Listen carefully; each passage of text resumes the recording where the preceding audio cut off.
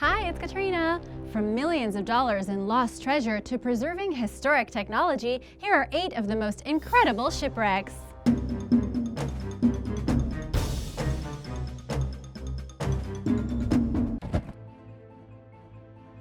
In 1804, the Spanish warship Nuestra Senora de las Mercedes capsized during the Battle of Cape Santa Maria and sank off the shore of Portugal. This occurred during peacetime and in the absence of a declaration of war between Spain and Britain at the command of British Commodore Graham Moore, who ordered his squadron to attack the ship. Those British are pretty sneaky. The wreck wasn't recovered until 2007, when Odyssey Marine Exploration, a Florida-based company, conducted a mission to find it. It became known as the Black Swan Project, acting under the long-held suspicion that the wreck contained gold. Of course, why else would people want to find it? After spending $2.6 million on the mission, it seemed to have been worth the cost at first. The company's hunch proved correct. They uncovered 17 tons of gold and silver with an estimated value of $500 million. It was the richest discovery of shipwreck treasure in the history of marine treasure hunting. Unfortunately for the discoverers of the treasure, it's not always finders keepers when it comes to the recovery of sunken valuables on the ocean floor. The Spanish government argued that they were the rightful owners of the gold, and the case went all the way to the U.S. Supreme Court. A 5-year legal battle ensued, and in 2012, the gold was returned to the Spanish government and displayed in various exhibitions throughout Spain. So think twice if you want to go searching for long-lost treasure. Finding out who it belongs to is tricky business. Number 7. Queen Anne's Revenge. Before the Queen Anne's Revenge became infamously known as Blackbeard's flagship, this 18th century vessel was used for even more appalling purposes as a French slave ship called La Concorde. It was owned by a prominent French merchant named René Montaudoin, under whom it made 3 known slave trading expeditions. During the ship's third and final journey in 1718 from Africa to the Caribbean, it was intercepted by Blackbeard and his gang about 100 miles off the coast of Martinique. The ship's crew was already weakened from months at sea, and many of the sailors suffered from diseases like scurvy and dysentery. Lacking the manpower to resist the pirates, Captain Pierre Dosset surrendered the ship. Blackbeard and his partners in crime navigated the ship to the island of Baychimo, located in the Grenadines, where they searched it and the French crew for valuables. Then they embarked on a months-long crime spree, plundering ships throughout the Caribbean. In May 1718, the Queen Anne's Revenge arrived off the coast of South Carolina, and the pirates blockaded the port of Charleston for nearly a week, taking prisoners from other ships and robbing virtually every ship that attempted to bypass them. Shortly thereafter, as the ship sailed toward North Carolina's Beaufort Inlet, it ran aground on the ocean bar and was abandoned. The ship's remains were discovered a mile off the North Carolina coast in 1996 by a private search team operating under a permit from the North Carolina Department of Natural and Cultural Resources. Phew, that was a mouthful. Over 250,000 artifacts, including a bronze bell, navigational instruments, diningware, and personal effects such as clothing and jewelry, have been recovered so far, along with 30 cannons. In 2004, the site was listed on the National Register of Historic Places. Number 6. The SS Baychimo. The SS Baychimo was a steel-hulled steamer that got trapped in the ice of the Canadian Arctic in 1931. Not wanting to abandon the valuable furs the ship was carrying, the crew built a wooden structure on the nearby ice and waited for rescue. When they woke up the next morning, the ship had vanished, and the crew simply assumed that it had sunk. However, an Inuit seal hunter claimed to have witnessed it floating nearby. The ship continued drifting for decades, earning it the nickname the Ghost Ship of the Arctic, and was spotted several times in the following years. Its last known sighting was in 1969 off the coast of Barrow, Alaska, which is the northernmost city in the United States and is located 320 miles north of the Arctic Circle. Brr! While it's not unusual to spot a ship there, a man noticed one that wasn't moving. He went to tell others about it, but when they returned, the ship was gone. The unmanned SS Baychimo has not been seen floating through the seas since. While it's possible that the ship may have rusted and sank, no traces of a shipwreck matching the description of the SS Baychimo have been discovered in the Arctic waters. In 2006, the Alaskan government organized a last-ditch search effort for the ship, but nothing was found. What do you think happened to the ship? Let me know in the comments. After all, your guess is as good as mine. And now for number 5. But first, be sure to subscribe and click that notification bell before you leave. We have lots of new videos coming up. Number 5. Vasa. When the Swedish vessel Vasa set sail on August 10, 1628, it was considered the world's most high-tech warship. But Vasa's glory didn't last long. Just 20 minutes into her maiden voyage, the ship sank. A combination of engineering flaws and strong winds quickly brought Vasa down in front of an appalled crowd that had gathered to witness the ship sail out of Stockholm Harbor. According to Ritu Chatterjee, who wrote about the Vasa for Public Radio International, the beautifully decorated ship was commissioned by Gustav II Adolf, the Swedish king at the time.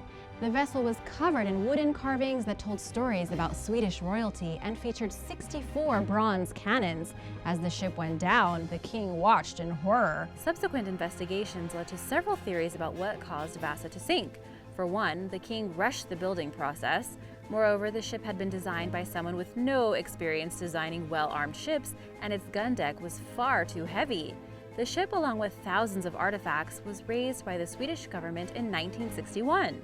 In a 2012 article for Archaeology, journalist Lucas Larsson explained that thanks to the cold, oxygen-poor water of the Baltic Sea, which prevents wood-eating worms and bacteria from thriving, the shipwreck was remarkably preserved, with about 95% of its wood intact at the time of recovery. Amazing! The Vasa is the only preserved 17th century ship in the world, according to the Vasa Museum in Stockholm, where it's on public display and has received over 22 million visitors.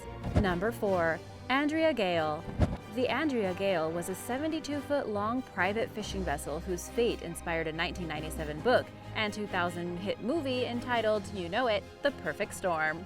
On September 20, 1991, the 6-man crew of the Andrea Gail set sail on a 900-mile journey for Newfoundland from the port of Gloucester in Massachusetts. In late October, after having poor luck fishing and the ship's ice machine breaking, Captain Frank W. Billy Tyne Jr. ordered for the vessel to return to Gloucester despite warnings about dangerous weather conditions. The Andrea Gail's last radio transmission occurred on October 28th, locating the ship and its crew 180 miles northeast of Sable Island, in waters experiencing 100-mile-per-hour winds and 30-foot waves. At the time, a massive storm called a nor'easter, which would ultimately cause damage from Nova Scotia to Florida to the tune of around $500 million and claim 13 lives, was heading toward the east coast.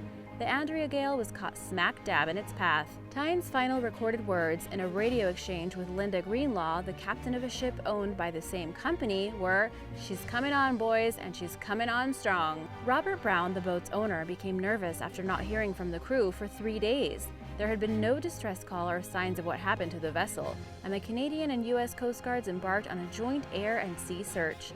10 days later, after covering 186,000 square nautical miles and failing to find the Andrea Gail or its crew, the search was called off. The only items that were ever found were fuel drums, an empty fuel tank, an empty life raft, and the boat's emergency position indicating radio beacon, which washed up on the shore of Sable Island after failing to send a distress signal.